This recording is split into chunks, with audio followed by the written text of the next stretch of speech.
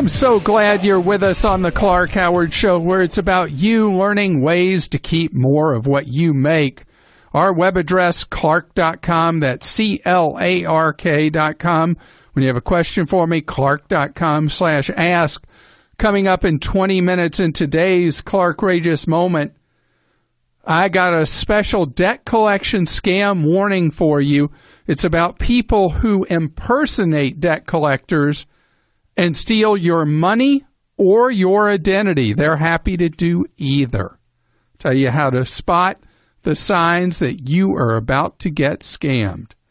And later this hour, we had a caller a couple of days ago, Mike, who was thinking about relocating to a different country. And in the midst of that, I have a special warning for anyone who is thinking of spending part of a year or retirement years living somewhere else in the world. Something you got to know before you open up your wallet. There's a company that is always getting bashed.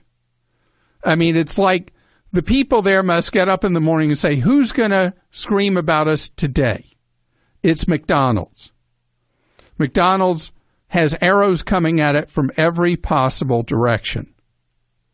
And one thing McDonald's has long been the source of scorn and ridicule about are the meals they do for kids, the Happy Meals. And the Happy Meals are going through a significant change that I want you to know about if you have young kids and you've redlined McDonald's. Because let's face it, when you look at kids' meals anywhere, they're very heavy on the fried, the French fries, cookies, junk. I don't care what kind of place you go. McDonald's, on the other hand, has been going the other way. No more soft drink in their kids' meals. You can have juice or milk. No more French fries unless you as a parent insist on it. They don't even list it as a menu choice. Your kid can have apples and yogurt. I guess what you'd call the entree is still in the category that a lot of people who are into nutrition would not be happy about. Chicken McNuggets, hamburger, or cheeseburger. But there's a big pivot with them with reducing the junk component of the junk food when it comes to kids. So McDonald's is doing something right now that is very unusual. Don't know how long it will go on for. The kids are not going to be happy about this. The toy in the Happy Meal right now is an actual real fitness tracker. So you buy a kid a Happy Meal for $3 or whatever they cost. And instead of getting the latest toy from a Disney movie or something, they get something that tracks their fitness. And it tells me a couple of things. I've seen on the Chinese selling sites like AliExpress and Wish that you can buy a fitness tracker now for under $10, which is funny that we pay so much for those. And that McDonald's can produce them in mass production and throw them in with a Happy Meal tells you that they have gotten really cheap, or McDonald's is doing a publicity stunt that they're willing to lose money on by having a real fitness tracker. It's pretty basic. It looks completely like a kid's when it comes in very bright primary kind of colors. And it counts their steps. And it blinks if somebody is not exercising, pretty much like all the fitness trackers. That it tries to get you out there doing things.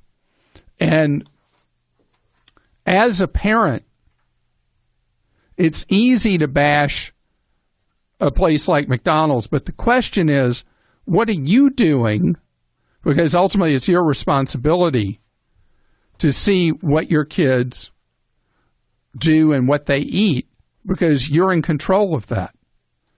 And with our kids, I'm so lucky with our youngest because his favorite food in the world is broccoli.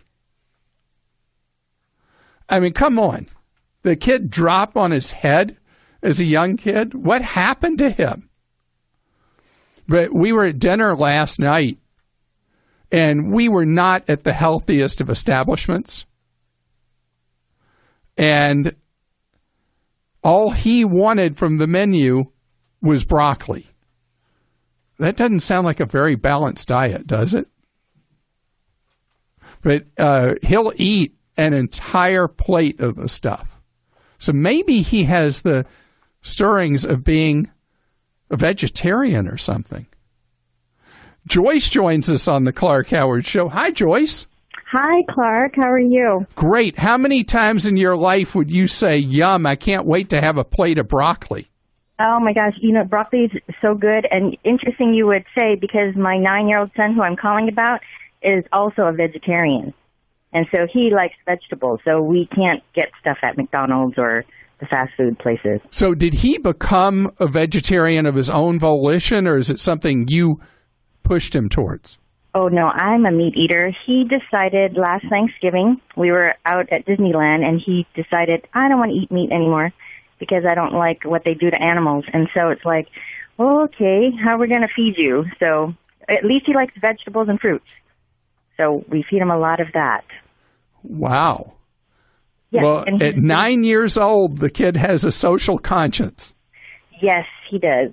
He was 8 last year. 8 He's then. 9 now. Wow. Well, so we're going to talk about your now 9-year-old son. What's the story with him?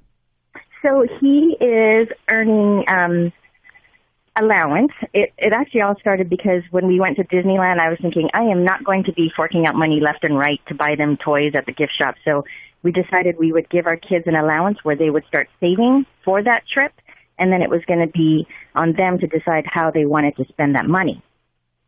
And so, which was really good because then they were a lot more conscious of what they decided to buy. And it was amazing how, you know, they said, no, let's not buy that. Let's wait and see if there's something else. So this is my kind of kid here. Yes. So, and I started, he asked more questions about things, and I was telling him, well, you know, I think you might be able to buy some stocks. I read about investing in stocks for like $25 a month years ago, but I don't know how to direct him. And so I was like, you know what, let's go to this ClarkHoward.com website. And then I submitted the question, and here we are. Wow. All right. Well, let's talk, because there are many possibilities. So he wants to actually be an investor. Yes. He wants to make his money work for him. Some of the language that we've taught him with that. Well, I think that's really, really neat. So there are a number of sources that will allow you now to invest with very, very little amounts of money. Great. Where, in fact, we are in the midst of updating a new section on Clark.com. We're actually taking a section, dividing it out, and we're putting together a section that should be ready maybe in the next week. That I'll have a chart for you of different investment choices from accounts that have no minimum requirement at all to those that may have a minimum of $500 or $1,000 or something like that. It's actually already up on Clark.com. How did I just underpromise and you overdeliver? Because I didn't think we were ready yet. That's awesome. Wow.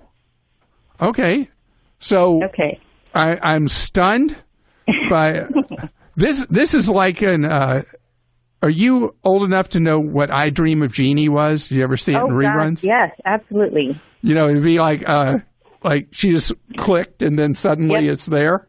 She bobs her head and there it is. That's awesome. Okay, I'm shocked. It's right, and it posted today. Okay. So I've got here on the guide a number of organizations I've talked about that have no minimum investment. Oh, awesome. For going into stocks. One of them of real interest, if your 9-year-old wants to own individual stocks is Robinhood, which I don't know if you've ever heard me talk about Robinhood. No. It works on a smartphone, and without any commissions, you can buy stocks. Oh, that is good.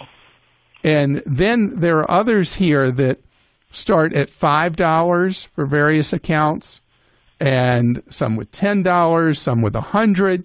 So look through the list, and you'll see it right on the front page of Clark.com.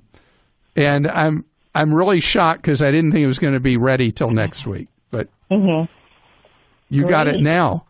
That'll be great. Now, in terms of starting it, do you have to be an adult to do that? That is a great question. Okay. Some of the sources will allow what's known as a custodial account, where you as a parent are the custodian for your minor child having an account. Okay. And, for example, Charles Schwab allows that. Others will only allow an adult to have an account. Okay. So you'll have to look through the list with him.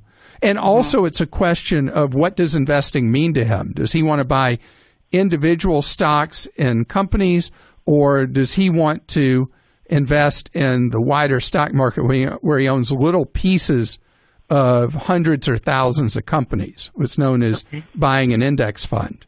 Okay. I'll have to talk with him about that and explain the difference. Does it have it on the website as well? On my investment guide, which is a wider guide than the investing when you have $100 or less, and I explain the difference between buying individual stocks or buying what's generally referred to as index funds, where you own little tiny slices of thousands of companies potentially, which is my favorite way for somebody to get started. Excited about your 9-year-old being a saver, the vegetarian. Charles is with us on the Clark Howard Show. Hi, Charles. Hey, Clark. How are you? It's such an honor to talk with you. Well, great to have you here. You're traveling the country by camper? I am. My wife and I are planning our retirement, and we are going to be hooking up to a camper and heading out to all of the locations that I guess she wants to see in the summertime. And then I'm a hunter, and I like to go and hunt the United States in the wintertime. So we're going to be traveling for a couple of years on the road and kind of enjoying the final dawn of our years, I guess you'd say. But Clark, I'm retiring, but I still have a little income that I need when I travel. I've got to have a Wi-Fi connection. I've got a little business that I do on the internet, and it provides a good income for me to be able to retire. And but the reason I'm calling is that I have to have something that I know that is not going to fail me. And I'm not too familiar with the Wi-Fi connections. Okay, so let me tell you what's changed with that. The information about that is completely different than it was even 3 years ago, maybe even 2 years ago. Today, if you buy a wireless hotspot from Walmart or from any of the cell phone carriers where you buy so much data per month, right, and you avoid watching any video on it, listening to music on it, anything like that, you just use it for answering your customer inquiries and doing your business, it won't cost you much at all. And now the internet connections are very fast. And the question would be to look at, with any of the hotspots, is to look at their coverage map to see how it does covering where you're going to be traveling. Plus, one big benefit for you, RV parks now, if you're going to be parking at a number of RV parks, it's very routine now that they will have high-speed internet for you that will be available while you're at the RV park. That's what I need. I definitely need the high-speed internet and the connection. The thing that I wasn't sure was, is there something that I can install on my camper that will give me, like a connection? But I guess the hotspot. There are the satellite internets, but people hate them. You have to sign long-term contracts. You pay very high fees per month.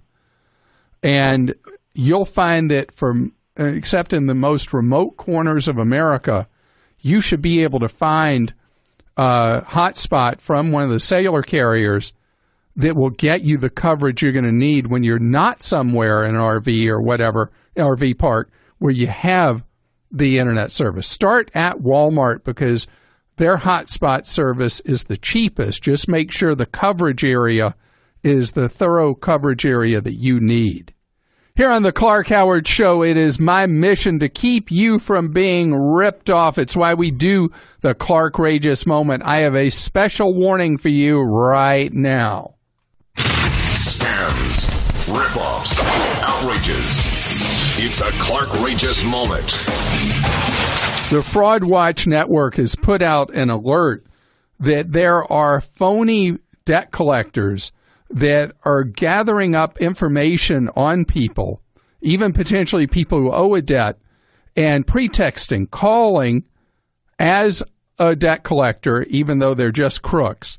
And they're calling either to get money out of you, because it could be a debt you owe, but not to them, to a real debt collector, or to try to get personal information out of you, like your Social Security number, your credit card number, any kind of info they can get to defraud you and steal your money. So what you need to know is when you are ever contacted by a debt collector, you engage in no conversation other with them sending you proof of a debt they say you owe. Do not give any personal information out in a call they're placing to you, and never agree to pay money right there over the phone. Rocket Mortgage by Quicken Loans proudly supports this podcast. Rocket Mortgage brings the mortgage approval process into the 21st century. It's fast, powerful, and completely online. You see, Rocket Mortgage has taken all the complicated, time-consuming parts of applying for a mortgage out of the equation. Hate searching through stacks of old files and paperwork? Well, with Rocket Mortgage, you can easily share your bank statements and pay stubs at the touch of a button. It helps you get approved in minutes for a custom mortgage solution that's been tailored to your unique financial situation. Even better, with Rocket Mortgage, you can do all of this on your phone or tablet. It's a quick online process that you can manage from the convenience of your couch. So if you're looking to refinance your mortgage or buy a home, check out Rocket Mortgage today at quickenloans.com/save. That's quickenloans.com/SAVE. Equal housing lender, licensed in all 50 states. NMLSconsumeraccess.org number 3030.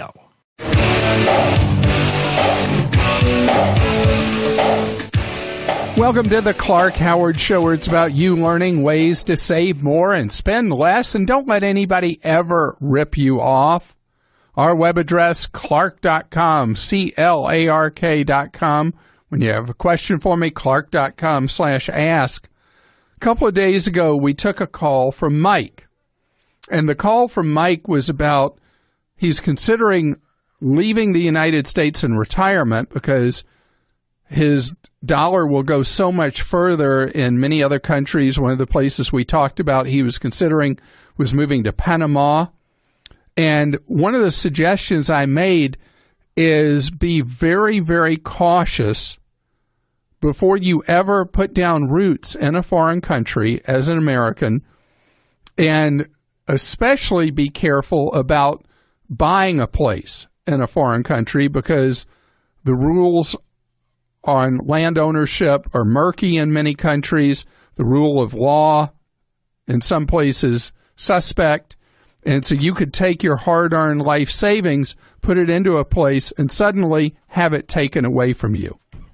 This was based on experience in the past where we received a call from a listener who had formerly been from Arizona, who had bought a place in Mexico, on the west coast of Mexico, and ended up losing his place, and was telling us the story on the air, and that all the money he'd lost and all that. And then there are all the stories running today.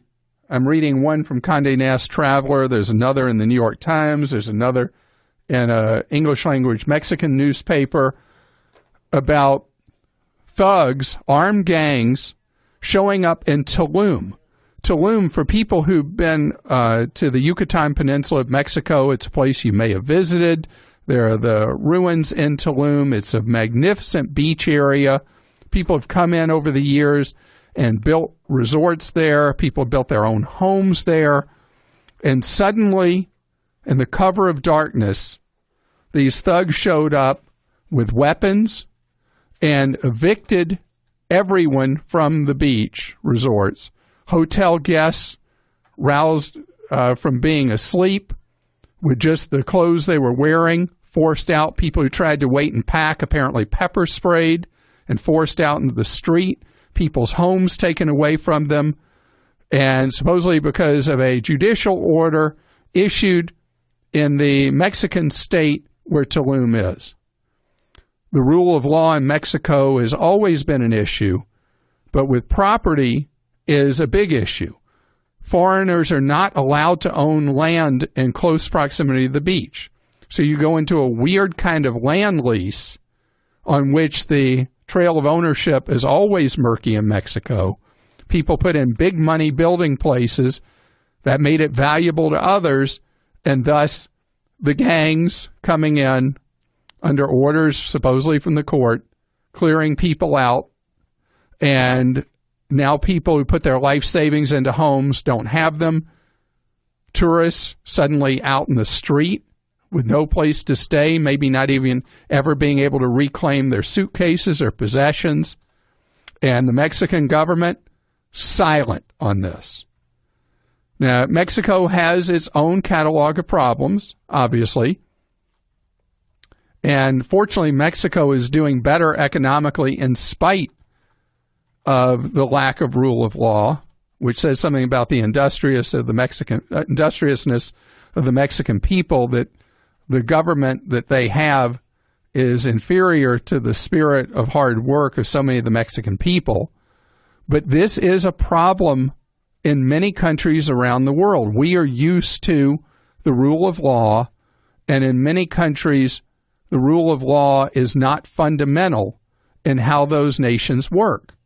So before you buy property in a place that feels like paradise, I think the advice I gave the other day to Mike holds even more true, and that is rent where you think you might want to be rather than buy. You don't know how your life circumstances will change over time. You also don't know how a place that might seem like the greatest when you first get there might wear on you after a while. It's a lot safer for your wallet. William is with us on the Clark Howard Show. Hello, William. Hi, Clark. How are you? Great, thank you, William. You've changed jobs? Yes, I did. I actually just got hired on full-time from a contract position into a full-time position. Well, that's exciting. You like the new company? Oh, definitely. I get it. I'm doing what my degree states, so I'm pretty satisfied. That is great. You know, and I want to digress for 1 second, William, because I've been talking about this with people who've been underemployed for much of nearly the last 10 years, that the job market has improved enough in the United States that it's not necessary to settle right now. That if you have been doing things below your skill or education level, the opportunities that weren't available before may be just as you found out in your own life. Well, thankfully, the tech field is really starting to pick up, which I'm working in the tech field, not at a company. Great. Well, how can I be of service to you? And congratulations again. Thank you. It's an honor to talk to you. Thank you. Basically, I have a 401k from my previous company that I just left. I have about $7,000 in there. I'm just curious, I want to roll it over into a Roth IRA, but I'm wondering if I should roll the whole thing over or if I should keep some of it out to be able to pay for some of my school bills that I'm taking right now because I'm finally graduating later on this year. Well, that's great news. So the 401k is subject to ugly taxation. The tax rates they had a 30-day rollover period, so I wanted to find out before that expires. All right, so let me tell you how it all plays, all right?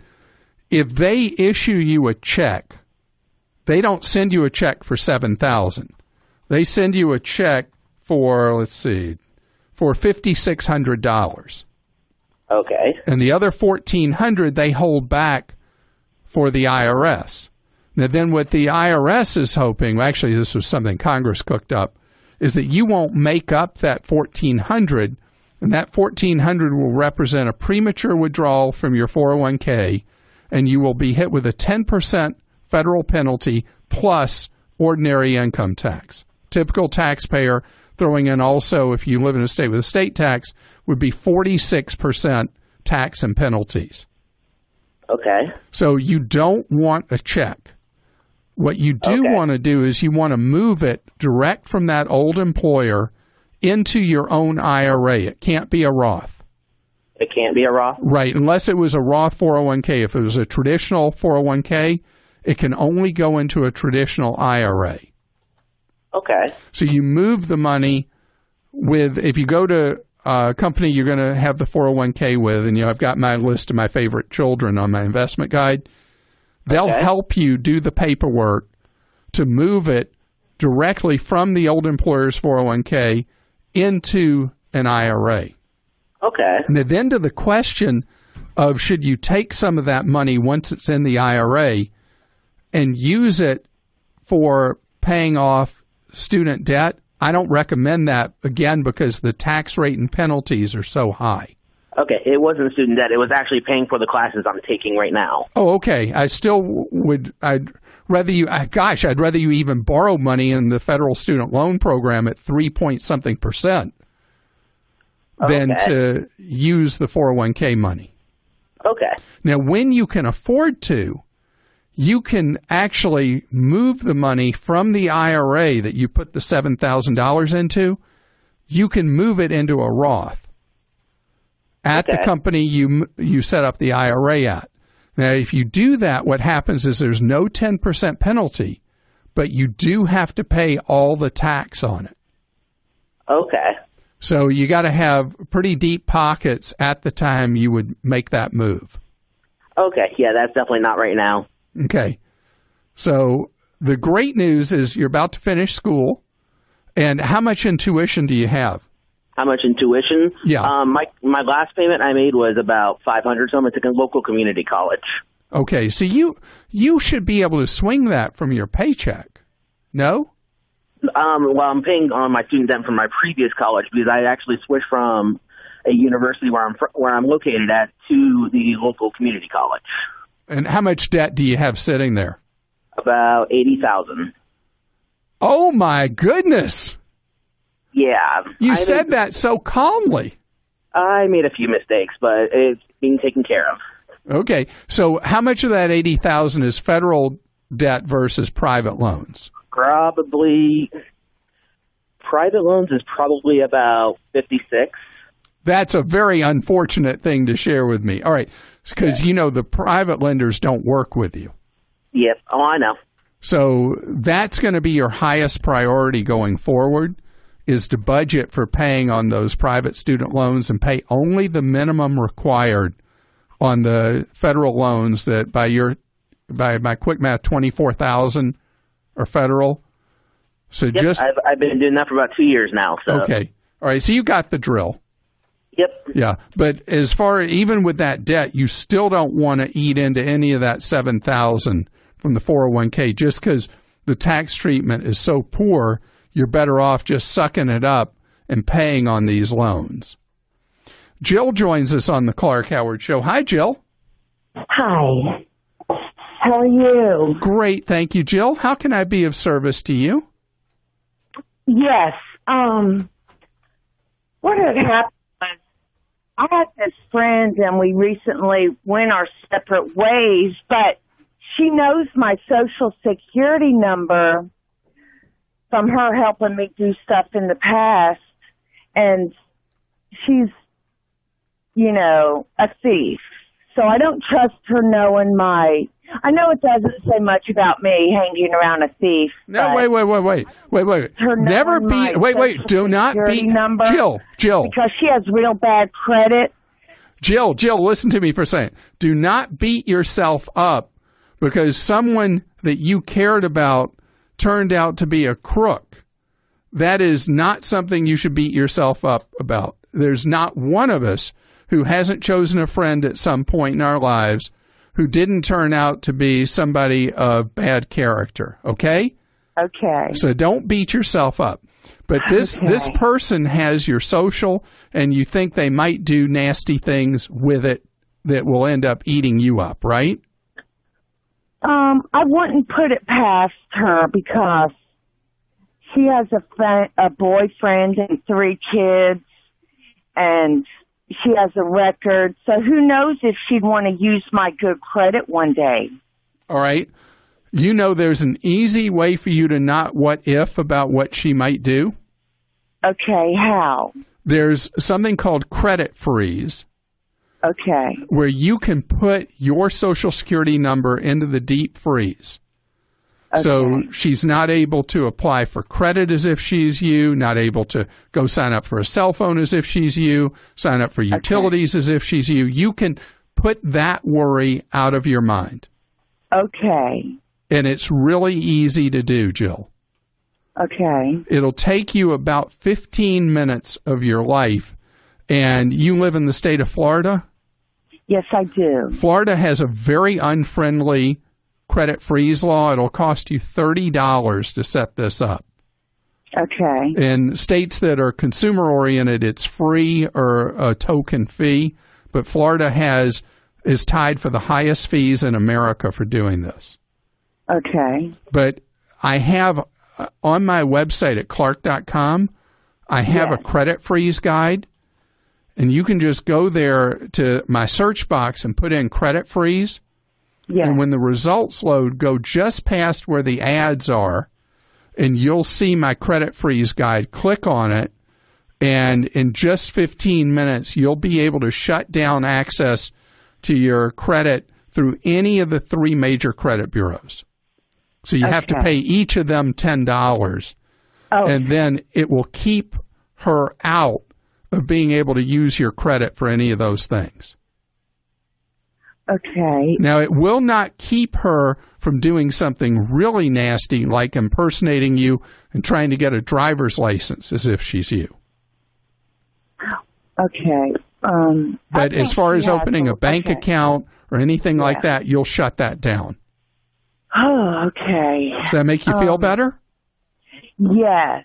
All right, that's what I want to do. I want you to know if you feel like you got somebody there who would betray you, that you can stop them from bringing any more mischief into your life. Deidre's with us, and Deidre, we just talked with someone else who had $80,000 in student loan debt. That's going to make yours seem completely manageable, isn't it? Exactly, and I'm so glad that it is. How much do you owe? I owe $21,000. And what are you thinking of doing about that $21K? Well, fortunately, I have a job that gives annual bonuses, and I'm expecting a really nice one at the end of the year. And I was wondering, with that bonus, would I be able to offer that to the student loan company, and they take it as full and final payment? And if they did do that, would it affect my credit? It would affect your credit if they would take it, but the student loan companies won't settle for pennies on the dollar because the powers that Congress granted them to seize your paycheck or seize your tax refund or seize money in your bank account, the powers are so strong, they aren't even required to go to court to prove that you owe the money. So they have no incentive to settle with you. Okay. But if you have that big bonus, it's to your advantage to throw it at the $21,000 because then you're going to reduce so much the interest carry on your loans, and you should be able to pay off. How much a bonus are you thinking you'll get? I think net it should be around $15,000 to $16,000. That's fantastic. It is. So, I mean, you realize you throw that at the loans, the remaining balance will be not a heavy lift for you at all. Right. So, what are you paying in interest? What interest rate? Do you have a sense? It's a little bit over 4%. 4%, is a very, very favorable loan rate. Is that variable or fixed? It's fixed. Huh. Do you have any other debts we should be talking about in your life that might be a higher priority? No. Actually, again, using my bonuses to pay off debt, so I don't have any credit card debt. I mean, I have my mortgage, of course, but other than my student loans, I have no consumer debt. Well, I think this is all to the good. I mean, you have earned a big bonus because you're a fantastic worker at a successful company. Yes. And it gives you the opportunity to wipe out in one fell swoop 75% of your remaining student loan debt, which means the remainder will be no big deal. Pay it off as agreed. Your credit will be great. You will have fully met your obligation. You won't ever have to worry about it again. And then we can talk about you saving money for your future. Good for you. You know, when you're going to buy a car, pricing information is great and necessary. But there's more to doing it than just the price. There's the actual buying experience. If you want to enjoy a better one, you should go to a True Car certified dealer. They're there to help you find the car that you want, and they're also what make True Car unique.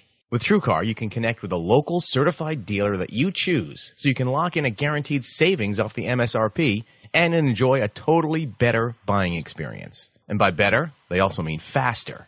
Over 2 million cars have already been sold to True Car users who have visited their True Car certified dealer. And there are over 11,000 True Car certified dealers nationwide, so it's probably pretty easy to find one near you. And check this, for a new car, average True Car users save $3,279 off MSRP. All right, so you're probably wondering, how do I do this? It's easy. Just go to TrueCar.com or, right there on your phone, download the True Car app. You can find the car you want, see the True Car pricing curve, which shows you what other people in your area paid for the same car, and that way you can know you're getting a good price and feel confident. Then you'll get a guaranteed savings certificate from the True Car certified dealer. Go to the dealer, and your guaranteed savings off MSRP will be honored, and you enjoy a quick, easy experience. How's that for car buying? So when you're ready to buy a new car, or even a used one, visit TrueCar.com or download the TrueCar app and enjoy the better car buying experience. Some features are not available in all states.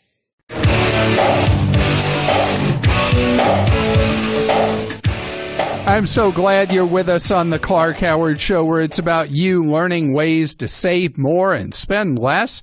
And don't let anybody ever rip you off. Follow me at Facebook.com/Clark Howard, our web address, Clark.com, CLARK.com. When you have a question, Clark.com/ask. Coming up in a half hour, big happenings with Obamacare. I'll tell you what you need to know, what's going on with it, how it's going to affect you if you enroll as an individual in an Obamacare plan on the exchange, what next year is going to bring you. Right now, I want to talk about what has been the second hottest segment of the vehicle market. The hottest, SUVs.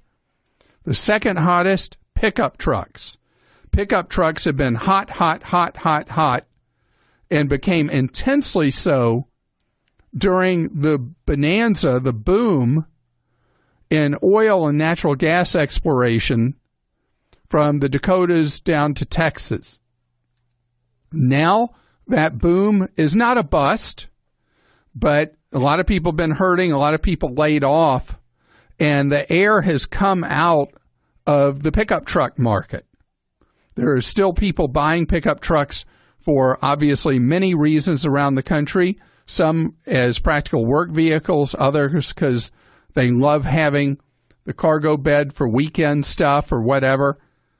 But the pickup truck market, just as it's cooling off, has a lot of new product coming into it.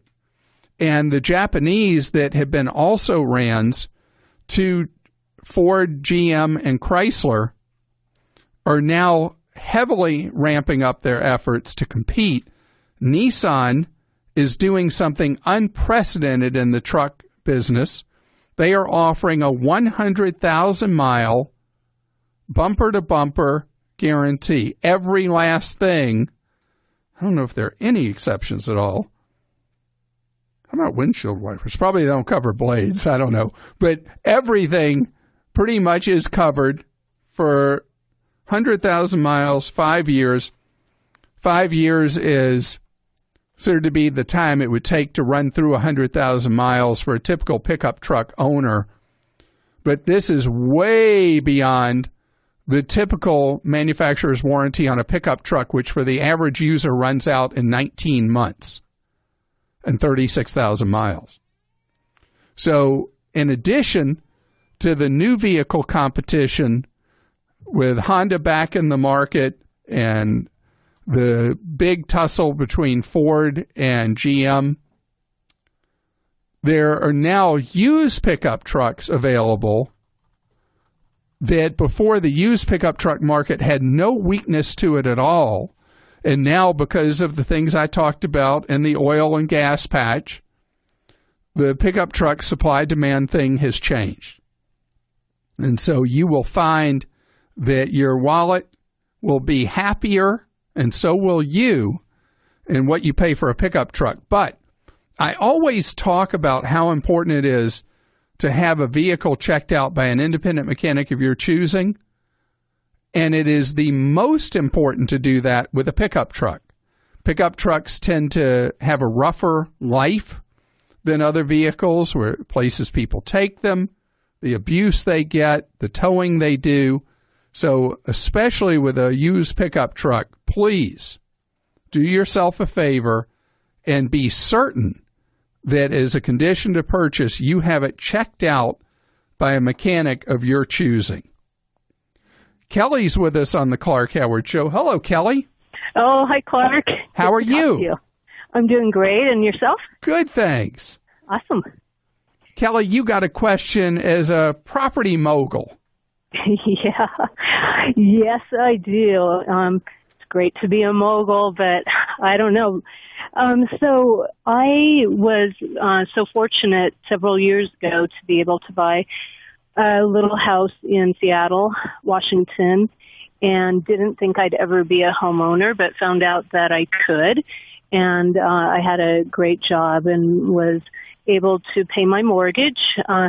Then I moved to escape the big city and live in the country. And we made the house a rental just by fact that we didn't have time to sell it.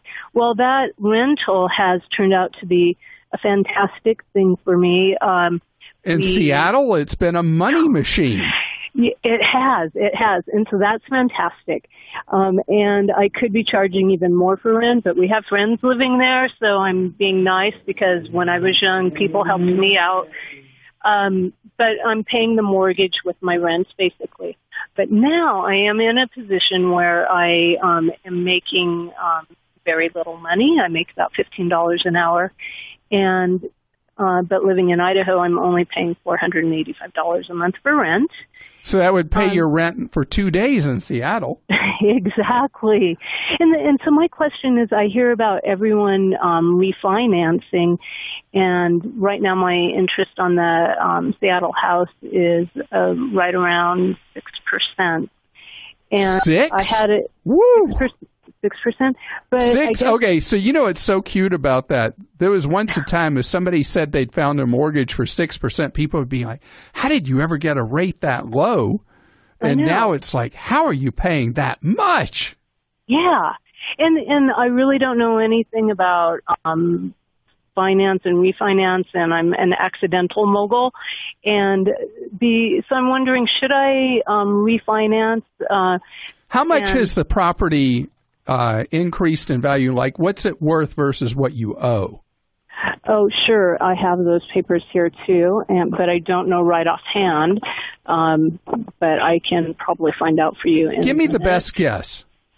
Oh, I'm sure I have more than half of it paid off. Okay. In fact, yes, I have about 17 more years to go to pay it off. Oh, but I'm not worried about that. I mean, has the home value gone up? Oh, yes. All right. The reason I ask is that when you want to do a refi on an investment property, it gets pretty easy to do once your equity in it is past 30%. Okay. And we just had it assessed, but yes, my equity is past 30%. So doing a refi, what will happen is that the interest rate you'll pay, because it's an investment property instead of your principal residence, will most often be somewhere about 3/8 to half a point higher than what it would be if it was the house you were living in. Mm-hmm. which today means you'd be looking at a rate of 4-ish. Right. And that's what my refinance person was saying. And my whole purpose my thought was to get the monthly payment down as low as I could for myself, because I'm just not in a position anymore to, even though my renters are paying it, I'm just wondering, should I try and pay it off? Well, see, I'm thinking differently. You have 17 years left. Mm-hmm. If you were to go into a 15-year refinance, even paying up to a half point higher, you'd be at like 3.25 would be probably about where you'd be. And you would end up cutting your interest rate almost in half, and you'd cut 2 years off the loan. And your tenants would be paying that for you. And ultimately, you would build up equity at a really rapid rate. To take what's a 17-year loan now and make it into a 30-year loan seems like going the wrong direction. Okay. And I am getting close to retirement. I'm like 5 years away. Think about how neat that would be, that you would be extinguishing debt in that so quickly. Ultimately, it becomes like a huge cash hoard for you. That if you go to sell the property and you clear huge money, it funds a big chunk of what you need in retirement. Right. Oh, thank you so much, because I haven't signed the refi papers yet. I was hoping to talk to you before I did to find out. And so it sounds like I need to really think about doing this 15-year. Yeah, and the refinance person you're dealing with will be able to lay out what the monthly payment would be. And if I'm creating a back-breaking situation for you, ignore my advice. But if it's doable, you will really benefit and appreciate having that 15-year loan. Raj is with us on the Clark Howard Show. Hi, Raj. Hey, Clark. How are you? Great, thank you. Raj, you were in a little bitty accident, huh? Yes. I was at a stop sign and one lady bumped on my car from the back. My bumper is off, but, it's around $1,000, I guess, expense. So I contacted my insurance, and they said either I file a claim against my policy or I can file a claim against the person who hit my car. You definitely want to file against the person who hit you. Okay. Raj, were they issued a ticket by the police? No. I have to collect the police report tomorrow. Oh, okay. So the police did come, and they wrote a ticket for that person who hit you? I don't think so. No? No. Wait. You were stopped. They ran into the back of you? Yes. And the police officer didn't write that person a ticket for hitting you? Yes. I don't think they write a ticket. Did they give you a witness slip telling you needed to appear in court? No. Well, that's terrible. Yes, and mine is a 1-year-old car, Subaru. I had 2 kids in the car, and the lady just hit from back. Your kids weren't hurt, were they? No, everybody was okay. Oh, great. That was a good part. Right, and did this individual have insurance? Yes, she was a nurse. She came to my car and asked everybody's okay. She said she is a nurse, and if anybody's hurt, she can take care of the person or help. So this sounds like a good, decent, responsible person. Yes. All right. So when you get the police report, you'll know who that is. One thing I should tell you, in most states, an insurance company doesn't have to pay based on like a police officer writing somebody a ticket for running into you or anything. It just helps if they've done that. But anyway, the officer's report will likely say that this individual ran into the back of your car, and you contact the insurance company of the nurse, and you want to do it through them because you don't want a claim against your own automobile insurance. You don't want to have to pay the deductible that you would have to pay. They hit you. You want it to be taken care of by her insurance. Yes, and one more question, sir. Since due to this accident, there will be an accident history on my car that might affect my future value when I sell. Right, and this is what a great question. There are a very, very small number of states that have something known as diminution of value or diminished value. It's called both, and it's where an insurer, either by state law or through court decisions, is required to pay you for the loss your vehicle has suffered even after it's been repaired. And again, it's a very, very small number of states that have that. And so in your state, I don't know, you're in New Jersey? Yes, sir. I don't know if New Jersey has diminution of value or diminished value. I don't know the answer to that. You should be able to find that out? Searching around on the web pretty easily. Oh, okay. But that would be great help. The most important thing is do not file against your own insurance unless you're forced to. Because your car is fully drivable now still. It just looks a little ugly, right? Yes. Yeah. So you can live with the ugliness a little while longer. And, we found the answer. In New Jersey, if you were not at fault, you were entitled to a diminished value claim. Good job, Joel. So that is the answer. In that case, how should I proceed to claim this? Well, when you're dealing with the adjuster for the nurse's insurance company, that's something you'll discuss with the adjuster. Some states have a set formula for payment of diminished value.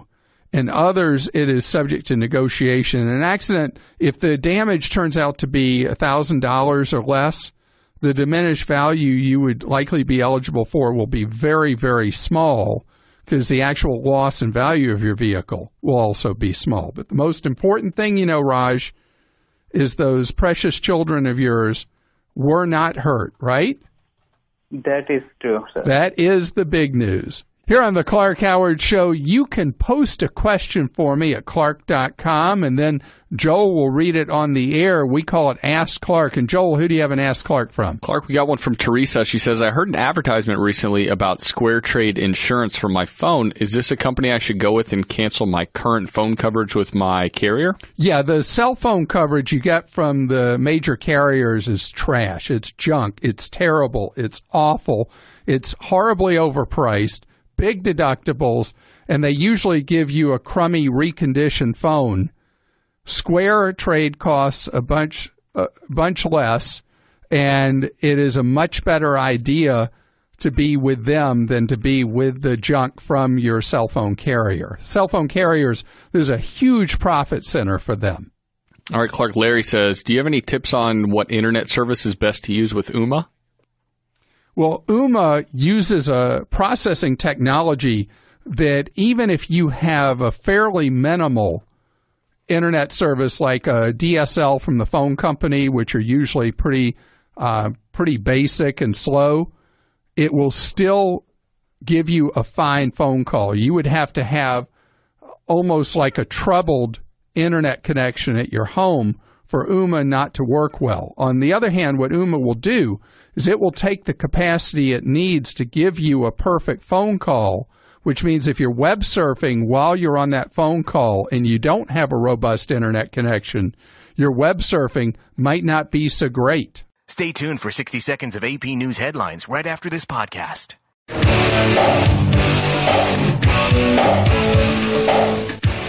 In just a second, we're going to talk about Obamacare, but first, I thought I was going to need some Obamacare after yesterday. Our executive producer, Krista, commanded me. No, I did not command you. We could take some witness statements.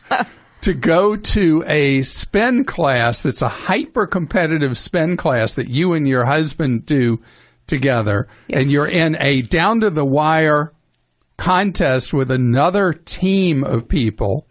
And you wanted me to come because you get bonus points if you get somebody to come sample the class. Right. Yeah, we're having an Olympics right now. So it's called the Burn Olympics. And then the two teams, I'm on the Beasts, we are competing by doing different things every day. But the classes are always competitive. There's a board and you compete there are against other people that are competitive, and then there are people who live for competition.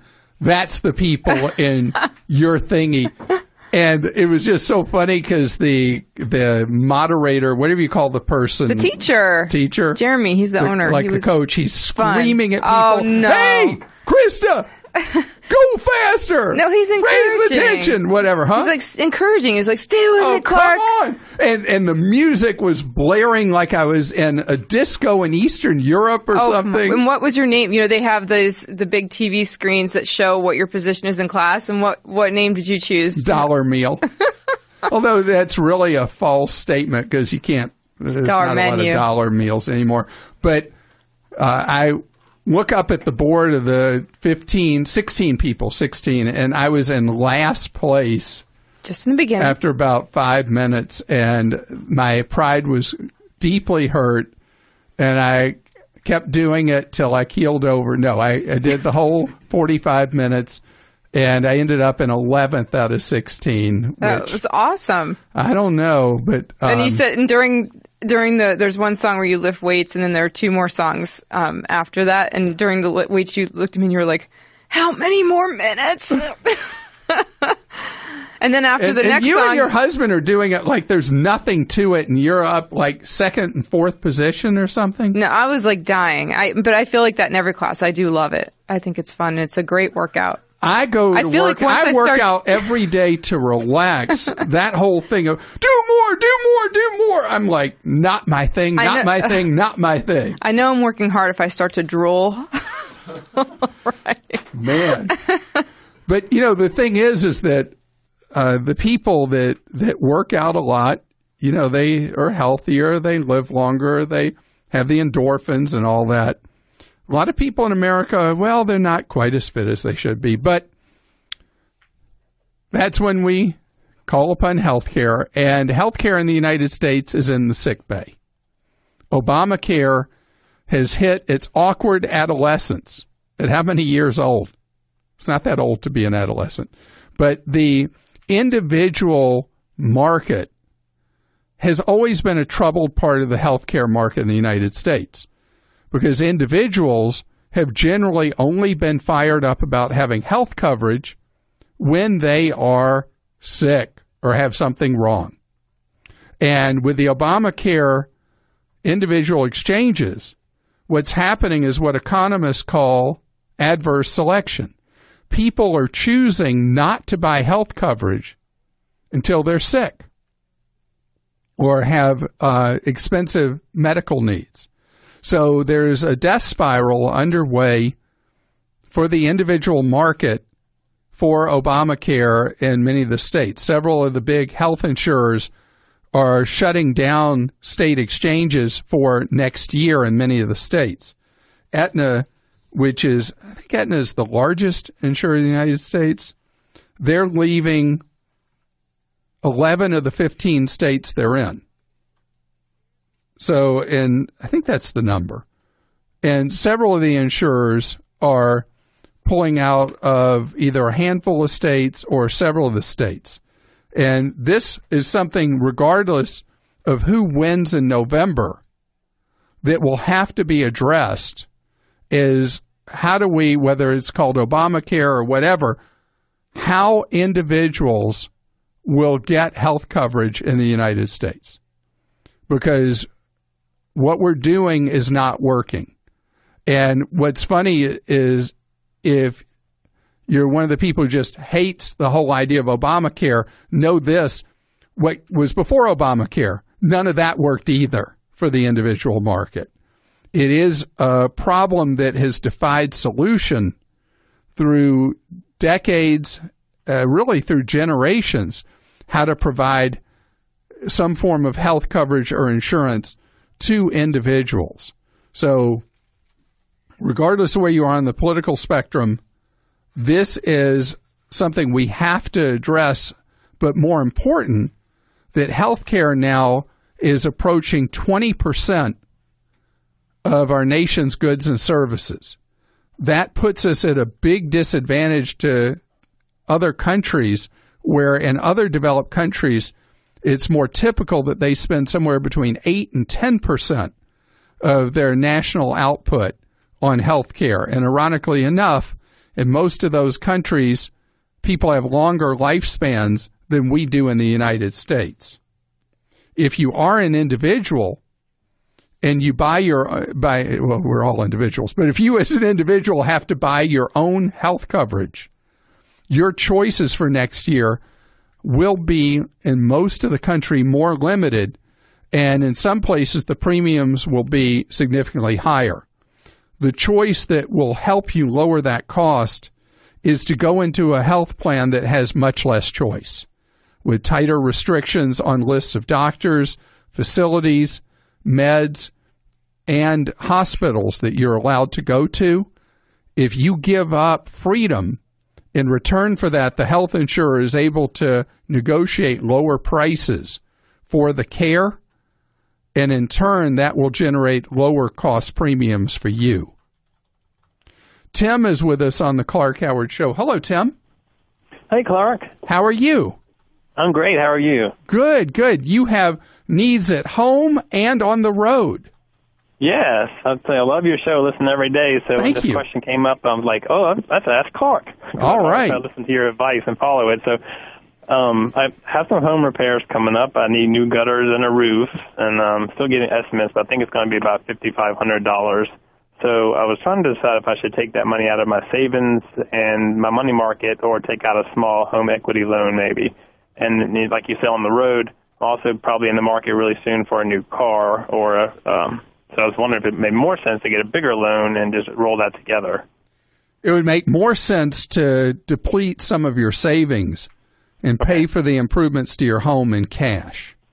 Okay. Because what you're earning right now in the money market and in your savings is, if you're lucky, 1%. Yeah, I think it was 13 cents last year in my savings. Oh. So it's a better plan to just bring that down, take that $5,500 and do the roof and the gutters, where you just write somebody a check. Mm-hmm. And then, I mean, the easiest way to think about it is the money you would have been paying back to the home equity line, you could instead just use to put money back into your savings or money market. Right. As far as a car, everybody in the car business is really struggling to find car buyers right now. So the lending standards have been lowered. It's gotten the easiest it's been in at least a decade to get a car loan. And the interest rates on the car loans are dirt cheap, especially if you're do you have access to a credit union membership, or are you a member of a credit union? I'm a member of a credit union, yes. So the credit union car loans for people with good credit have been in the 1s and the 2s. And one of the models I was looking for as well had a 0 APR from the dealership too. So I thought, Well, let's talk about the math with that. Here's the puzzle with that. Do you know many times you're better off not taking the 0% from the car dealer and instead taking the cash back offer? Oh, okay. Because if you qualify for one of those ultra cheap interest rates from the credit union, usually what you'll pay in interest on the car loan may be less than what the cash back would be on the car. That's how you make that decision. Okay. Because all three credit scores are over 800, so I should get a good rate. Well, that makes your score higher than mine. And I have it frozen, too, so I have to unfreeze it, followed your advice and froze it to make sure nothing happened to it. So. Well, if you go to the credit union to get a loan, they'll be able to tell you which bureau they'll pull from. Okay. So you'll only have to thaw one. If you end up doing the 0% financing at the car dealer, likely they won't know which bureau the manufacturer is going to pull from, and you'll have to thaw all three. Oh, okay. So it'll be a little easier at the credit union. But again, you got to run that math. You're better off with, let's say, 2% interest at the credit union or 0% at the car dealer the 2% with cash back usually will win the day. Melissa's with us on the Clark Howard Show. Hi, Melissa. Hi, Clark. Melissa, you got a question for me about income-based repayment. Yes. What's your story? Well, I'm a stay-at-home mom to 2 children that are young right now, but I am just starting homeschooling with the oldest, who's just starting kindergarten. You are so much finer and better a person than I am, because if I tried to homeschool my kids, I would definitely go out of my mind. Well, I think I might some days. So I definitely plan to do that until high school, and I still plan to stay at home until they graduate. So that's probably about the next 15 years that I definitely will not be bringing in an income. And so I'd heard about the income-based repayment plans and wondered if maybe that would be something I should do since I am not taking in an income, but I still have my student loans. So, Melissa, are all these loans we're discussing federal? Yes, they were. So with the federal student loan program, IBR, income-based repayment, has been pretty much supplanted by a new program called Revised Pay-As-You-Earn. Okay. And so under Revised Pay-As-You-Earn, you'll see if you go to the U.S. Department of Education website, ed.gov, and you go to the section for borrowers, you can talk with someone at the U.S. Department of Education about your loans and whether they would be convertible to Revised Pay-As-You-Earn. And under that program, it is true that you, with no income, could potentially be considered to be current for the next 15 years without making any payments at all. Okay. Now, what happens is at 20 years, so let's say at 15 you start working, have income, and you start paying on them based on that income from year 16 to 20. At 20 years, the remaining balance on the loans is forgiven under current law. Okay. So the only not okay part of that is whatever's forgiven, you pay tax on the amount that's forgiven. Okay. But the rest of it's just wiped out. All right. That does sound kind of fair. So the rules under Revised Pay-As-You-Earn, there are hoops you jump through, and that's why you need to talk with one of the specialists at Department of Education to make sure you're doing everything you need to go under that program. Okay. And if there happen to be reasons you can't do Revised Pay-As-You-Earn, the older IBR program, although it's not as generous as Revised Pay-As-You-Earn, might be where you have to stay. Okay. But it's much better for you if you can go under Revised Pay-As-You-Earn. All right. That's good to know. All right. Well, best of luck as a teacher. Thank you. I did have one question about that, though, because I do kind of feel like if I borrow something, I should give it back. Okay.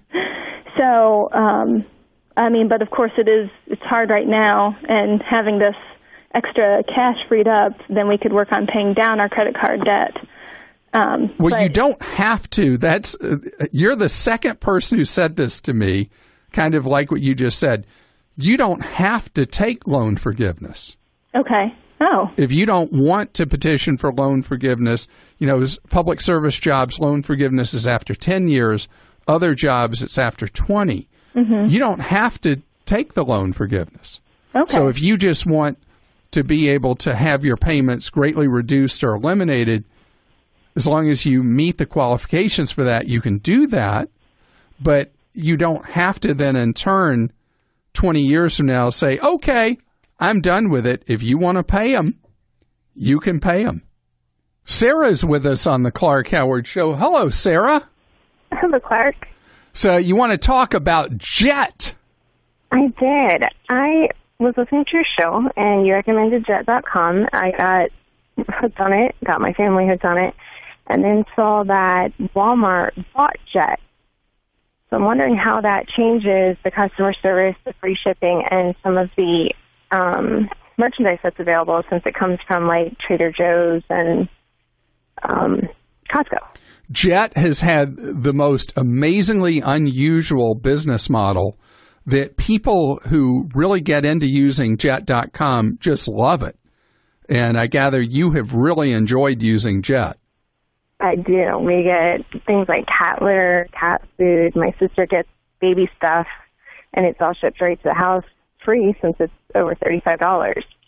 So Jet's deal is with the sale to Walmart, the insiders at Jet, the management team, the price they get for Jet and when they get it only comes as long as they continue to operate it and run a good operation. So Walmart is trying not to mess up what Jet is. They hope to learn from Jet, and the CEO of Jet is also going to try to help Walmart run a better Walmart.com. But the whole idea now, and what they're both saying, both Walmart and Jet, is that Jet will continue to operate as it has, and that Walmart will learn from Jet, not mess up Jet. So wonderful. Who knows? You never know in business. That's what they're saying. But we'll see if that's how it ultimately actually plays out. Well, that's great to know. Thank you.